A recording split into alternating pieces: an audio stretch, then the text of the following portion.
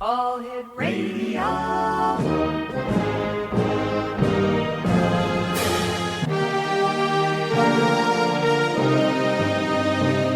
Welcome to the X Zone, a place where fact is fiction and fiction is reality. Now, here's your host, Rob McConnell.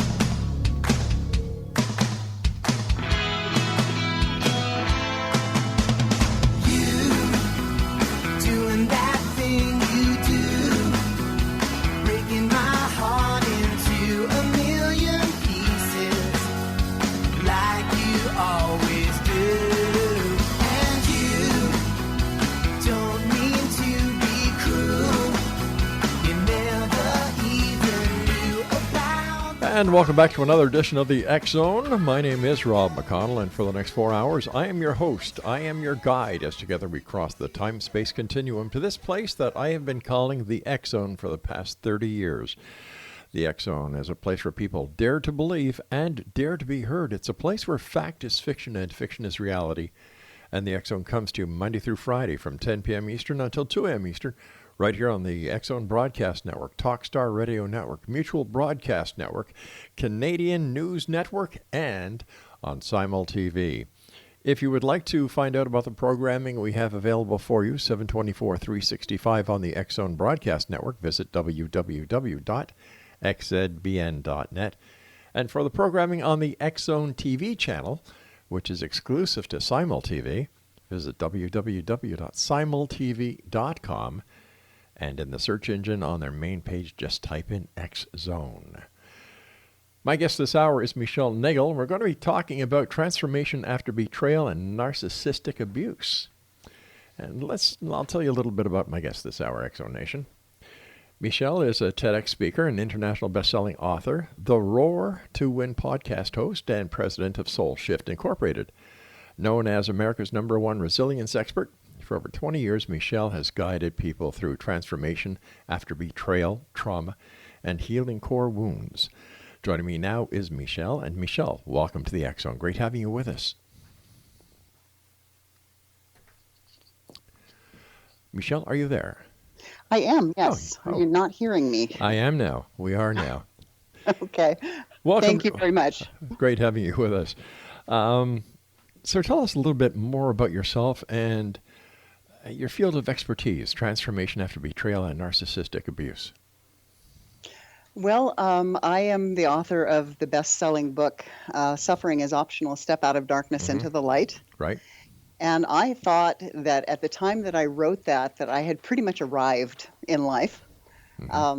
And I dedicated it to my family members, and I really thought I was riding along on a wave. I thought I was at the top of the world. I had everything that I wanted. And then I discovered one day that you don't ever arrive, and I suffered a betrayal trauma that completely shattered and destroyed my life so that I was unable to function, literally, for over 2 years. Let me ask you this. What is a betrayal trauma? Well, a betrayal trauma is when somebody breaks a spoken or unspoken agreement with you. And so you can have a small betrayal, like discovering that you ordered something and it had something you were allergic to it. You know, that could end up being a big betrayal depending on how you responded to it. But it's not necessarily a life-shattering thing. Like if you didn't want corn syrup and you discovered they put corn syrup in it, or that it had a GMO product or something, that's a smaller betrayal. All the way up to a major betrayal by a family member. The ones for the family members are the most difficult ones to get over because they are the people you trust the most. They're the people that are supposed to have your back. Right. And when they don't, it affects you in a much different way than any other kind of loss. So if you have another kind of loss, like, you know, a natural disaster, or somebody passes away from an accident or a disease or illness or something like that, that doesn't make you immediately go into, oh my gosh, what's wrong with me? Right. Whereas a betrayal does, because it's so personal. It is so focused on the destruction of you. And you have to then rebuild your entire self from the ground up. And that's what makes it so devastating. I would imagine that most of these betrayal traumas, in my opinion, would be caused between a husband and wife, boyfriend, girlfriend. The ones that are hardest to get over are often that kind of a relationship, yes. This is a very moving type of work, very, very emotional, I'm sure, for you. Why do you do it?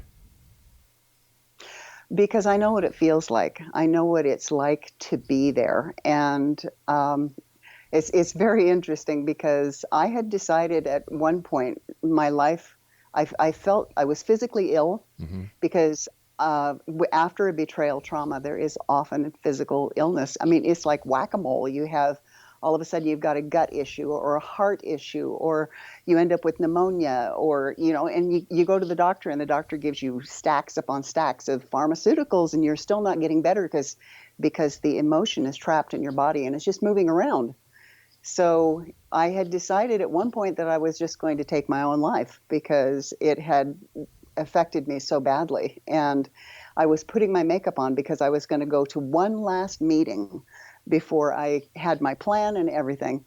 And as I was putting my makeup on, I had the idea that, wow, you really know what this feels like, because I'm a coach and I've helped people before who have come to me with suicidal ideation. And it had always been kind of an intellectual, oh, I understand how that feels or how you might feel about that. But this was a, oh my gosh, you know how this physically feels in your body now.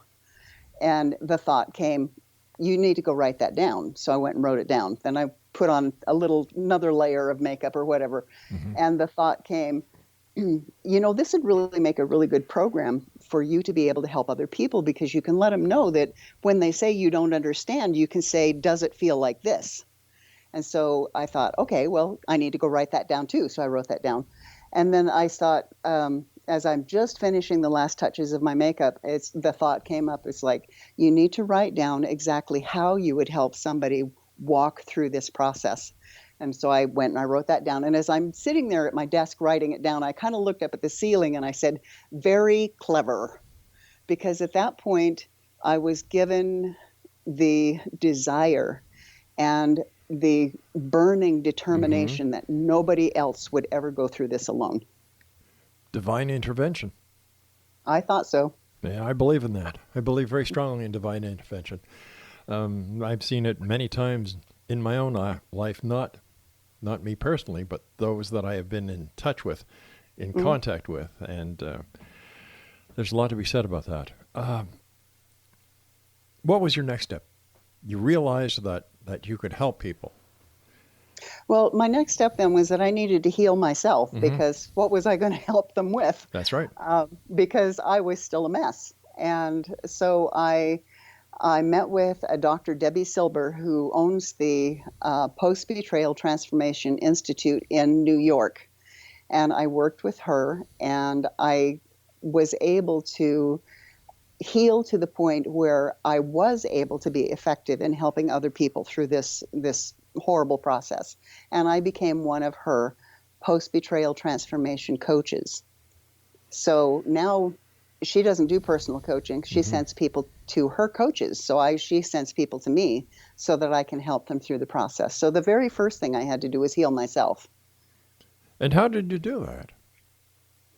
Well, it takes a lot of digging. Unfortunately, it's not an easy process. But if you look at a betrayal as like you have a house and your house was just a tornado came through and just totally leveled your house to the ground.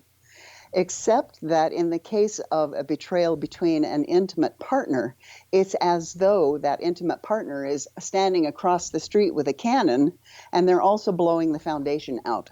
So you've got these big, huge holes and chunks.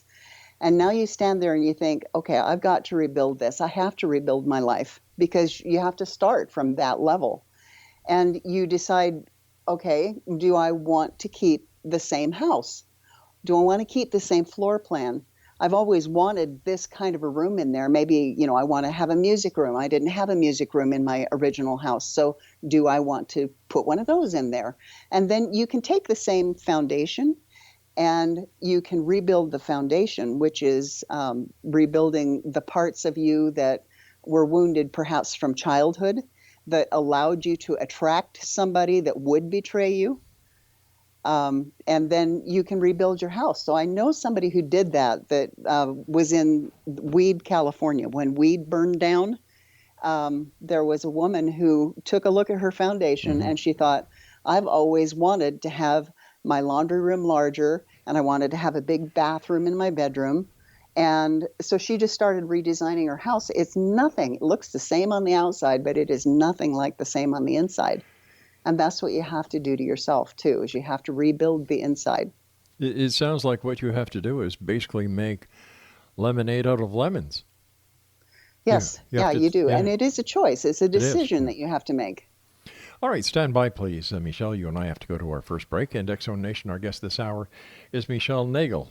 And if you'd like to find out more about Michelle, here's her website address.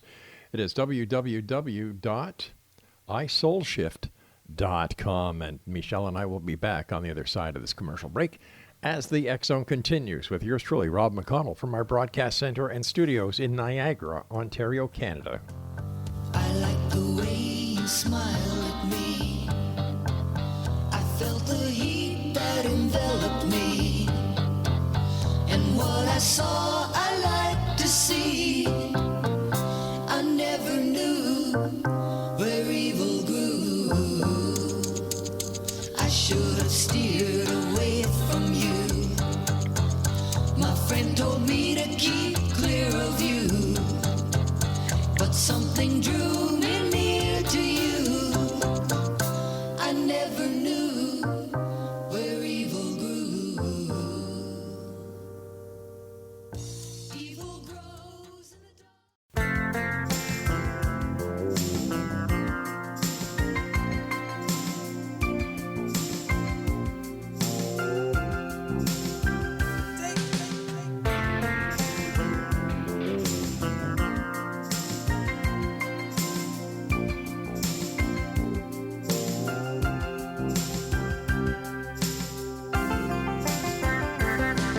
Hey, if we can solve any problem,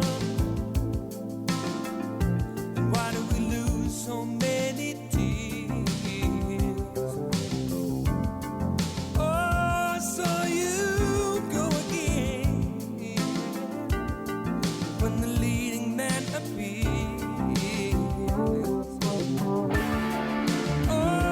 Always the same thing. Can't you see we've got everything going on? Every time you go away, you take a piece of me with you. And welcome back to the X Zone, everyone. I am Rob McConnell. We're coming to you from our broadcast center and studios in Niagara, Ontario, Canada. Our guest this hour is Michelle Nagel, and her website is isoulshift.com. That's the alphabet I, soulshift.com. Michelle, is there a difference between... Well, that was kind of nice. Thank you very much, Craig.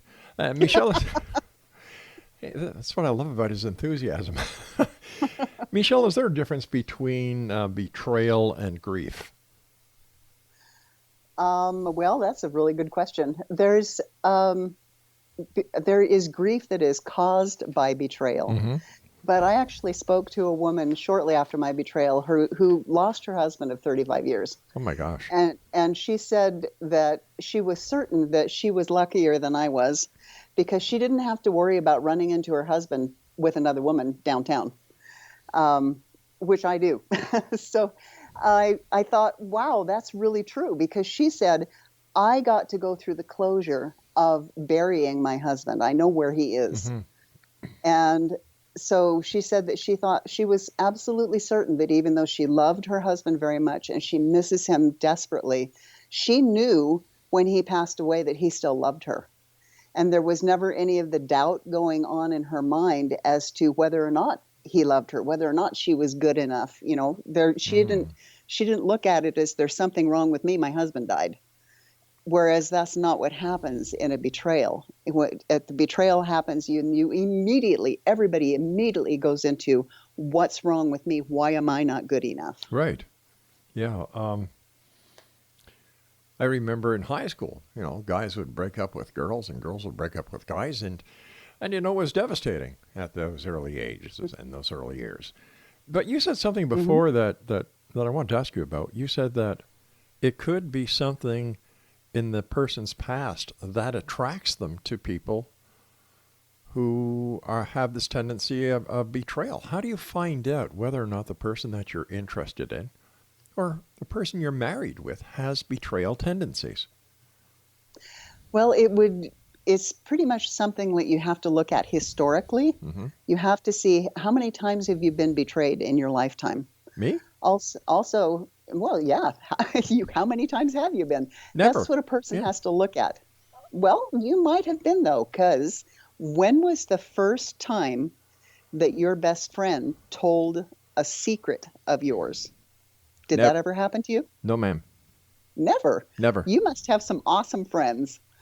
But many times, if a person can look at how many times they have been betrayed in the past, because there's something in your life that's asking to be looked at, that's asking to be healed. And if you don't, it's like you've got some sort of a system that is sending signals out to people like, this is another person that you can take advantage of, and this is a person that you can betray. So there's something that's called to discover whether or not you've got that kind of a relationship. If you have somebody who has betrayed you, right, and they immediately own up to it and they accept responsibility for it, they say, oh, I am so sorry. I don't know what got into me. I really am so sorry that I've done this to you. It must be really, really painful. What can I do to make it up to you? And then they go through the process to make it up to you. They don't just say sorry, but they actually make the changes necessary. Then you know that you have a relationship that you can work with that is salvageable. And then there's another stage where the window closes a little bit and where they say, well, yeah, I did it, but I did it because. Maybe I did it because everybody else is doing it. Maybe because I felt pressure. Because if it's another person that they had an affair with, like they were there. So, I couldn't resist. I did it because they were there, or I was drunk, or whatever their thing is. That's somebody that's not accepting 100% responsibility for what they did. And you know that's going to take a little bit more work to salvage a relationship with them. The third level, the window's 3/4 of the way closed. And this is the one who would say, I did it because you. Now it's your fault. I had an affair because you weren't. And then these are the people who will tell you what was wrong, like you weren't sexy enough, you were too cranky, you put on too much weight after the last baby was born, whatever excuse they want to give you. So they're accepting no responsibility whatsoever, and they're giving it all to you. And then the fourth person, which is the one where there's no chance for a relationship whatsoever. This is where the window's completely shut and locked. It's where they look at you and they just go, what's the big deal? I don't understand. I mean, you should stop griping about it. It hasn't got anything to do with you. And they're not accepting any responsibility, and they couldn't care less about your feelings and your emotions. And you know that there's no chance to salvage a relationship with that kind of person. Wow, talk about cold and callous people. There are lots of people out there like that. Unfortunately, a lot of my clients tell me that was the response that they got when they complained about their spouse having an affair. Is it because we live in an age where society thinks that people are disposable? That, hey, there's always going to be another person around the corner, so what the hell? Yeah, the latest mindset thing is, I can tell you a couple of the things that I was told, is that people are living longer nowadays. And when back before people lived so long, like you might have a man who would have several wives because each one died maybe in childbirth or whatever. And so he would, have like 3 wives, because over time those women would die and he would replace them. And so the excuse is that because people are living longer, they're not meant to live with the same spouse. And so now they just discard them at different periods of time, whatever that period of time was. And that the other mindset has gotten to be that, like, marriage is a social construct. And Jeez. and Boy. that it's just society made it up and we don't need it. So Boy. there's a lot of that going on. Well, I'll tell you something. My wife and I have been together for so many years. We're still best friends. We still hold hands when we walk down the street, when we go shopping. We have 6 children. Our eldest is nearly 45. And we have 12 grandchildren. And there is nothing I would not do to keep my family happy. And to hear that there are people out there who really believe that this is okay because of society, I think these people need to get their heads read, or either that or a good slap across it with a baseball bat. I'm not sure yet. I'm not a violent person usually, but this kind of thing really upsets me because I hate seeing people get hurt. Mm-hmm. And to know that there are people out there who actually go out of their way to hurt other people, deceive other people, to betray other people, and then take no responsibility. One of the replies that I have gotten a lot is, the heart's going to do what the heart's going to do. Like, the heart is not even attached to them. It's something sitting over there on a shelf doing its own thing. And that's the epitome of not accepting responsibility for anything that you're doing. So it's very immature. Are there statistics that you've been able to amass over the time that you've been doing this, Michelle, whether or not most of the betrayers are male or female? Unfortunately, most of them are male. It's too bad. It's really too bad that. But in a betrayal situation, I'm sure that the ramifications go further than just the 2 parties. What about if there's children involved? What about members of the immediate family? Don't they rationalize this out? Okay, I can't even understand. But if it's between between 2 people where there's no other individuals involved, like children or whatever, okay, it's wrong. It's really wrong to do it. But to do it and then cause the hurt, the pain to so many people just because, well, you know what? There's an expression that men use all the time, and I'm not going to use it on air. But I'm sure you've heard it.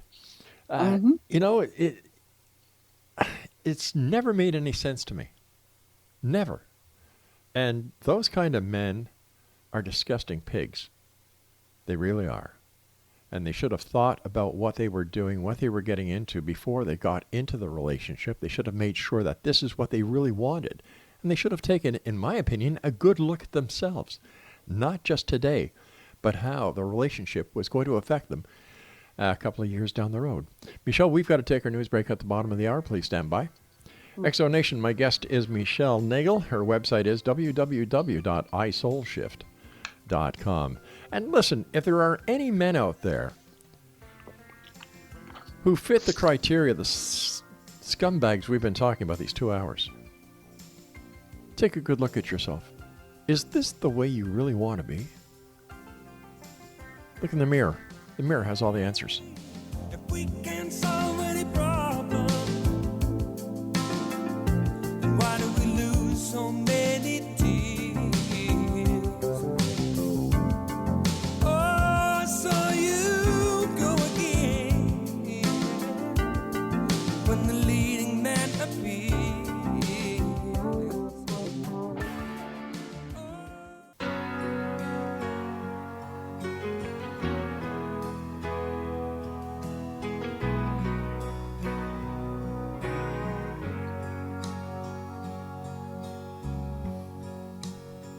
You spend an awful lot of time in Massachusetts.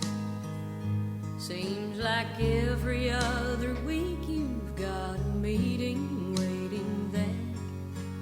Business must be booming, or could something else be moving in the air?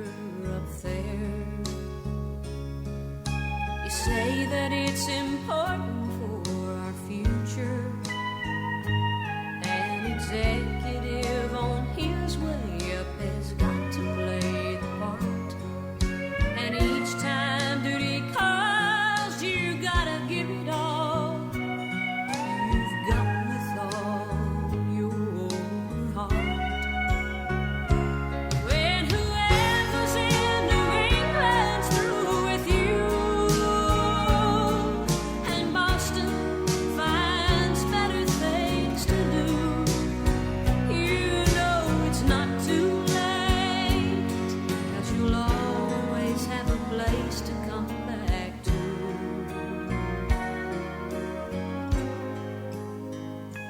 When whoever's in New England's through with you.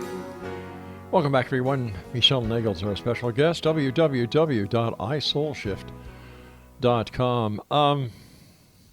Somebody comes to you, Michelle, and their life has been shattered. They've been betrayed. Their gut aches, their heart aches, and they come to you. Their life is shattered. How do you help them? Sometimes it helps just to hold space for them, because what happens is most of the time when a betrayal happens, you didn't see it coming. I mean, again, you trusted this person. You thought that they had your back, and you did not see this coming. And so oftentimes it's just holding the space for somebody to talk about it, to sift through the debris of the wreckage of their life. So there are several stages. There are 5 actually known stages that you go through. The first one is the setup stage. That's pretty much, status quo. You're going through life, you're taking care of everybody, and you're not really focusing as much on yourself because you're so busy taking care of everybody else.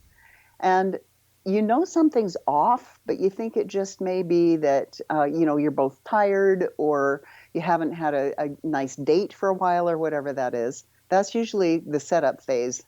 The betrayal is actually going on. You just don't know about it. The second phase is when you find out what it is. And that truly is like a train wreck or a tornado or an atomic bomb. It just shatters everything.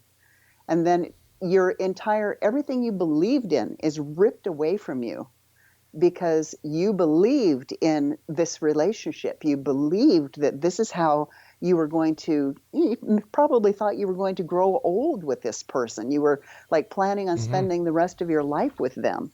And then to discover that that's not the case and that they really didn't have your back the whole time. They were busy doing something else.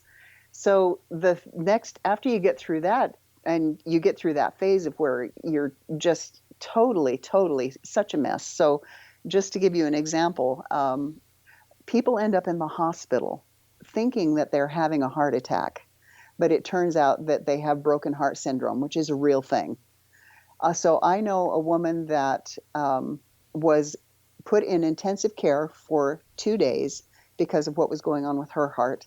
Another one that went in because everybody thought, the emergency people and everybody thought she was having a heart attack. Turned out that it was just the grief that was happening for her. And then a friend, my son's friend's father committed suicide when his wife cheated on him. So there's a gamut of things that happen. There's another woman who had renal failure, but there was nothing wrong with her kidneys. And they're thinking, why do you have renal failure? Your body says your kidneys are failing, but your kidneys are fine. So all of these things happen, and that's what happens in the second stage. And then there's the third stage of I've got to survive. Where am I going to live? How am I going to work? Who's going to take care of the kids? How are we going to work all this out? And unfortunately, a lot of people get stuck in that. They just survive from day to day to day. What they need to do then is move on to stage 4, which is where they begin to breathe. They begin to notice that things are not quite as bad anymore. Things are beginning to level out. They don't go into a panic attack every time they see a text or something from their ex. It's just things have reached more of a status quo level. And then the fourth phase is where they just kind of go, I don't want that to be my story.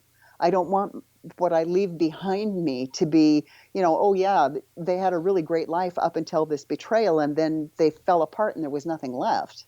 It's when you get to the phases, it's almost like a in your face kind of a thing. Is I'll be darned if I'm going to let you and this betrayal be the end of my story. And so then when you get that strength back, then you can rebuild that house in whatever form you want, the mansion that you want for the new life that you want. So holding space for people is really, really important.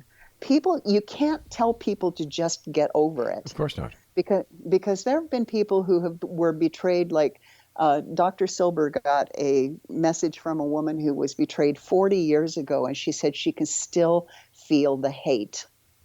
So it's not something that you just get over, but people tell everybody to just get over it. And so then the person who's been betrayed feels like they don't have anybody that they can talk to. It's kind of like an additional betrayal, because now all of my friends are tired of listening to me. But what you really need is to be validated by somebody who will hold that space for you and be able to ask you questions like, what do you want out of your life now? Even if it's like, where do you want to live? And help them begin to see that there is still a path there. What would you suggest to somebody who has been betrayed by their significant other, their husband or their wife, and the betrayer wants to open a door, or wants to communicate with the person that they betrayed, because they understand at this point that person is very vulnerable? So I'm not really certain what you're asking. Are you asking if they should re-engage or right? Resume the relationship with them? Well, not resume relationship, but should they take the opportunity to close the door on that chapter of their life by facing their demon at that point? Well, it depends. Again, it goes back to that window that I talked about. Does the person accept responsibility for what they've done? Because I know women whose husband have betrayed them. I know at least 3 of them that I won't name, but I could. Of course not. Whose husbands just, I don't know, it's almost like something came over them, and they realized that they had lost the most important people and the most important things in their lives. And so they did everything that they needed to do in order to, examine their own demons and examine what was going on with them and why would they make a choice like that, and everything that they had to do so that they could build an entirely new relationship with their partner, who is now their spouse again, because they have remarried. But you can't go back into the old relationship, because the old relationship is what caused the problems in the first place. So you have to build a brand new relationship, even if it's somebody that you've been married to for 30 years. Wow. So there is the possibility of reconciliation once the party who was the betrayer recognizes what they did wrong, takes responsibility for what they did wrong, and then does everything in their power to prove that they have changed, they have accepted it, and that they will not do that same mistake again, and that the person that they betrayed is the most important person in the world to them. Yes. So there are 3 kinds of people who will not heal. Okay. The first one is the people who only want to they want to keep their story. It's important to them because it gives them the opportunity for them to have something tragic to talk about with people, and the people are going, oh, that's really awful. So kind of a negative feedback kind of thing that people get into. And they just talk about it all the time, and that becomes their story. So they get something from that. So that's the first kind. The second kind is the people who will not deal with the pain. They will distract or numb or medicate or whatever it is that they need to do so that they won't feel the pain and they don't have to deal with the fallout from whatever has happened to them. So that could be, pharmaceuticals, that could be alcohol, it could be drugs, it could be food, it could be chocolate, it could be exercising too much, doing something to make it so that you're just not feeling, you just numb out. And the third person that is unable to heal is the one in which the betrayer has no consequences. So the betrayer has done something really, really terrible, and the betrayed says, oh, I want them back so badly, I'll take them back no matter what, and nothing changes. And that person will never heal from that. They go right back into the same situation. Yeah, they do. And you never know whether or not they're going to do it again. All right, Michelle, please stand by. Thank you so much for joining us. Great talking to you. And I admire the work that you do. I really do. Exo Nation, if you'd like to contact our guest this hour, her name is Michelle Nagel, and her website is isoulshift.com. And we'll both be back on the other side of this break as we wrap up this hour here in the X Zone from our broadcast center and studios in Niagara, Ontario, Canada. My name is Rob McConnell. Don't go away.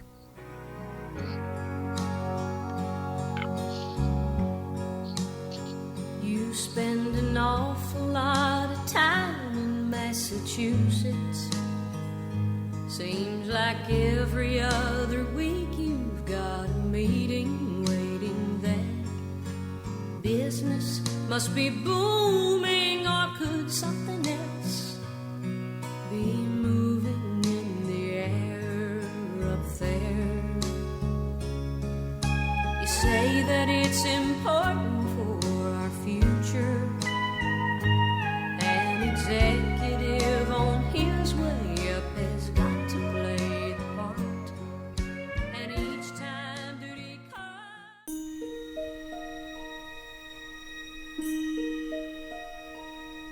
The sun will come out tomorrow. Bet your bottom dollar that tomorrow there'll be sun. Just thinking about tomorrow clears away the cobwebs and the sorrow till there's none. When I'm stuck with a day that's gray and lonely, I just stick out my chin and grin and say,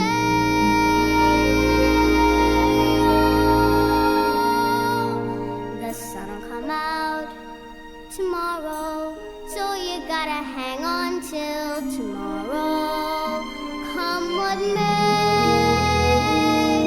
Tomorrow, tomorrow, I love ya. Tomorrow, you're always a day away. And welcome back, everyone. This is the X Zone. I am Rob McConnell. Michelle Nagel's our special guest this hour. Her website is isoulshift.com, and we've been talking this hour about betrayal, and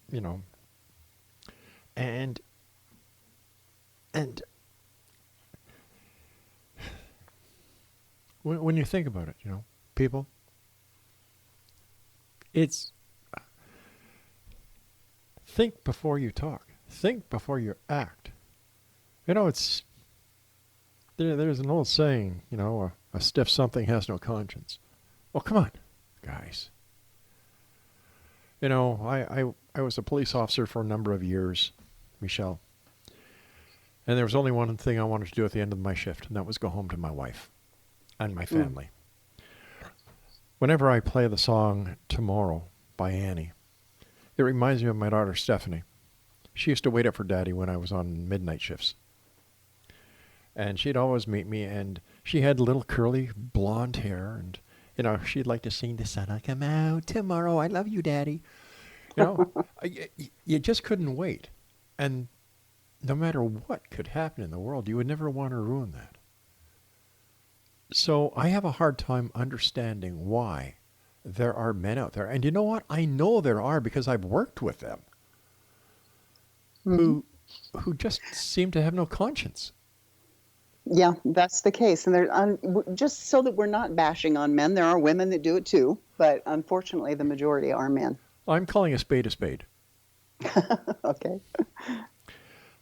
First of all, before we go any further, I want to thank you so much for the work that you do and for bringing this into the public light, because I'm sure that there are so many people who feel ashamed that this has happened to them, that they just want to crawl up and turn themselves into a ball and just stay under the covers because they're so hurt. But that has happened to a lot of people. I had a woman who, she was self-employed, and she said that she was literally unable to get out of bed for 2 months. My God. And of course, her business completely fell apart because she wasn't able to show up and do anything about it. And that was in a relationship that she'd been in for 3 years. So if somebody's been in a relationship for much longer, it's harder exponentially the longer you are in a relationship with your betrayer. Narcissist is a buzzword. How do you know if you have experienced a narcissistic abuse? Well, narcissist is a buzzword, and we are all narcissists. Every single one of us have narcissistic tendencies. If we didn't, we wouldn't have people who were really, really successful at what they do, because there are positive sides to the narcissistic gene or tendency, the personality, if you would call it that. So it's really that we are not so much narcissists as there are varying degrees of selfishness. But if you were to get a diagnosis for some people, they would look like they fit under those tendencies. And unfortunately, psychologists today say that tendency is on the rise.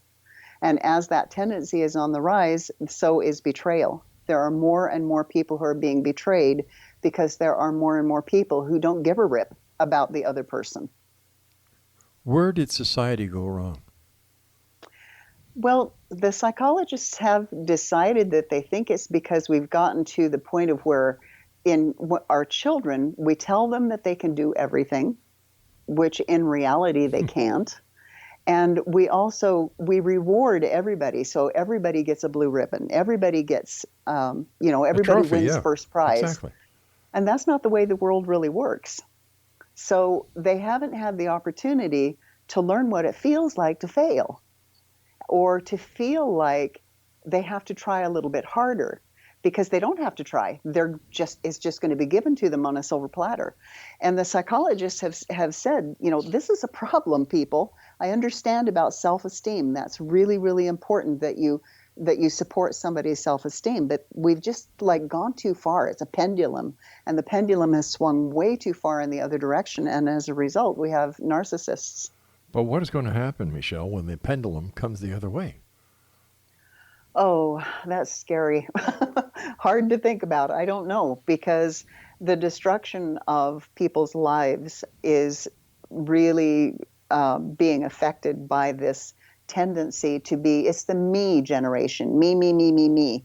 And I'm not saying that it's like millennials or the X generation or any of those. It's just the people from down at what do they call it, baby boomers? Yeah. The baby boomers on up. It's just people who are selfish, because society doesn't value the relationship of a family anymore. So many children are being raised without both parents in the home, and the crumbling of the family has made it so that everybody's doing it. So when I was a kid, you never knew hardly anybody whose family member went to jail, for example. Yeah. Now it happens all the time. And it's almost like a badge of honor. Oh, yeah, I spent the night in jail or whatever. It used to be something that was a shame thing, and now it's just accepted as normal. The same thing happens with our families. It used to be that there were very few people who actually had been divorced, and now it's catastrophic. It's getting to be up in the 50% for first time and 75% for second time. And that's just unheard of. And it's because people don't look at the train wreck. They don't look at, if I was standing in that person's shoes, how would I feel if they did this to me? So there's a lack of empathy, and it's just tremendous selfishness. Like I was telling you on the last break, I come from a very happy family, very secure family. My parents, God bless them, they're still alive. And we were taught values. Mm-hmm. At supper time, my brother, my mom and dad, and I would sit down. We'd talk about what was going on in the world, our world. We had to show my parents our homework before we went to bed. Mm-hmm. That we had chores to do. My aunts and my uncles lived within walking distance. We were always doing something. If Uncle Joe needed his lawn cut, you went over and cut his lawn. In the wintertime, if Mrs. Witter, the next door neighbor, needed her driveway shoveled, she was older, you went over and did it. And these are the same values that we've taught our children, and our children are teaching them to their children. And to see society the way it is, where it's, like you were saying, single parenthood, disposable society. Kids are spoiled rotten these days. What's wrong with, putting down the Game Boy or the iPhone and actually communicating with the family? It's what do we do to change it? What do we do to take these people by the shoulders and say, you're screwing everything up? Well, unfortunately, we can't change people. They have to want to change themselves. We get into the habit of thinking, well, if I just do this, they will change. But nobody will ever change for us and have it be a lasting change.